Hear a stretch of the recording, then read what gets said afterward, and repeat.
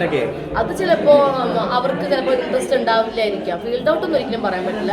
എല്ലാ മലയാളിയും പ്രേക്ഷകരുടെയും മനസ്സിൽ ഒരു ആർട്ടിസ്റ്റ് ഒരു സീരിയലിൽ ഒരു സിനിമയിൽ അഭിനയിച്ചു കഴിഞ്ഞാൽ ആരും മറക്കത്തില്ല. അവരൊരു സ്ഥാനം കൊടുത്തിട്ടുണ്ടെങ്കിൽ ഒരിക്കലും മറക്കത്തില്ല.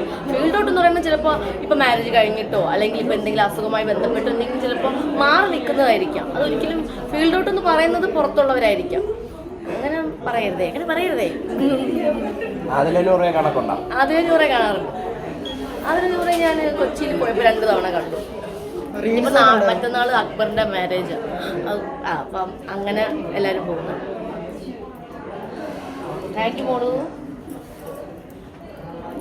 അടുത്ത കമന്റ് വരും, കുട്ടിയോട് ദേഷ്യപ്പെട്ടു. എടാ പറഞ്ഞോട്ടെ, ഒരു പ്രശ്നമില്ല.